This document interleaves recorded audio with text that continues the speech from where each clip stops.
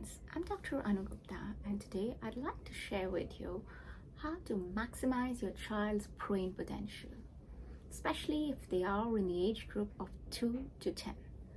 This is an information which is not generally shared by the schools. What if I told you that your child's intelligence is being decided right now? Not in college, not in high school, not in the later years when they're preparing for their board exams or universities. So this is the right time when your child is under 10 years old. After working closely with children and parents over the years, one thing is very clear. Child brain is developed not by pressure, but how their brains are trained, especially when they are below 10 years old. So today I'm going to share 10 core principles which are purely science-backed, which will help you understand how to ensure that your child is working at his best potential. Stay with me. Brain does not grow by information. The brain grows by connections, and those connections are built by experiences, not by worksheets. Technique number 1 is multi-sensory learning. What is multi-sensory learning? If your child uses more senses to learn some information, he is going to enhance his intelligence more. For example, if a child just sits, listens and sees, the learning is going to be little, it's going to be less. But instead, if your child uses multiple senses, for example, he moves, he dances, he touches, he acts out, then the learning is going to be more, because he's using more senses to gain that information. So more senses means more neural connections, more enhancement of intelligence, more learning.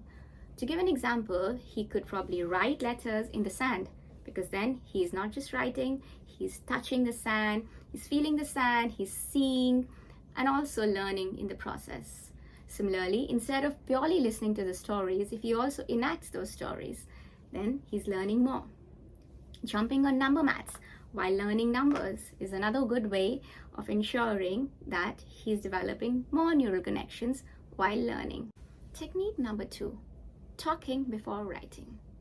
A lot of parents force their children to start learning to write at a very early age, even before they can speak clearly. Language builds thinking. If your child can express himself clearly, writing will come naturally. Remember, language, learning, and ability to talk is basically intelligence in actions. So please don't force your children to write before they can express themselves clearly, before they can speak clearly, because it will come naturally.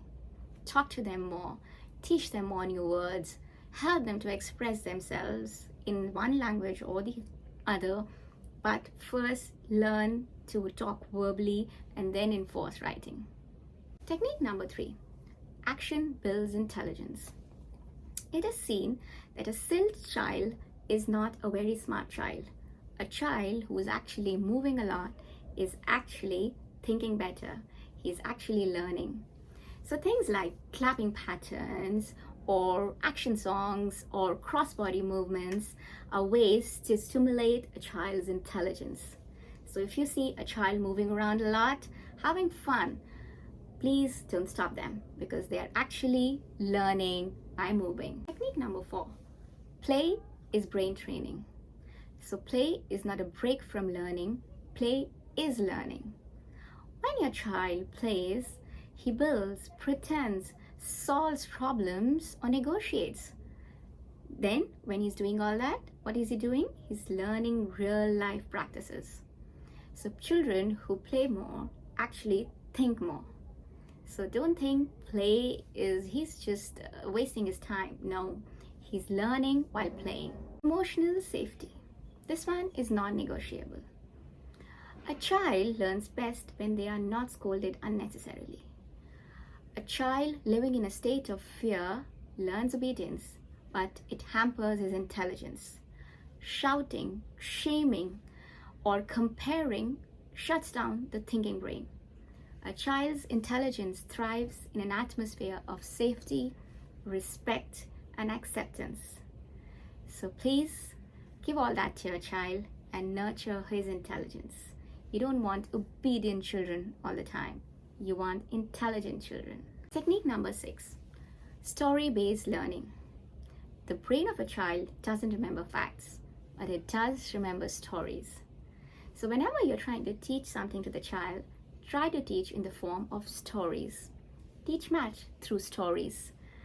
Teach science facts through characters. Inculcate values in them through situations. They will remember those stories, but they won't remember facts. Technique number 7, questions over answers. So whenever you're interacting with your child, instead of asking answers, ask questions. For example, instead of saying, "What is the answer to this?" you can say, "What do you think about this? Why do you think that happened?" Or some other questions. This double shifts the thinking power. It stimulates the brain of the child, and it's good for the child. Try it. Number 8, delayed academics. Early pressure does not create smart kids. It rather creates early burnouts. Writing before your hands are ready. Pressurizing exams in preschools, speed tests, etc. when the child is not ready creates early burnouts. It doesn't add anywhere to the intelligence of the kid. So, readiness of the child is very important before he is subjected to these kinds of pressure. Let the child's brain blossom before you subject him to these kinds of pressure. They are not required in the early years. Technique number 9, daily brain routine. You don't need hours, you just need few minutes.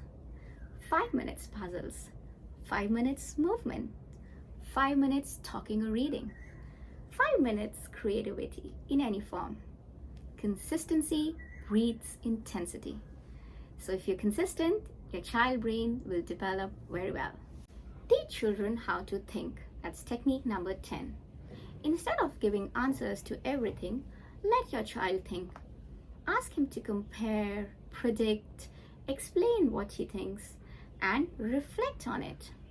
When you're making the child think, you're making them lifelong learners. So instead of giving answers to everything, let them think. So let me leave you with this. Foundation years wire the brains forever. Marks can wait. Confidence cannot. Pressure creates followers, while curiosity creates leaders. So if you want education that builds thinkers and not just toppers, please like this video, share it with a parent, and subscribe to this channel. Because childhood is not a race, it's the foundation. Thank you.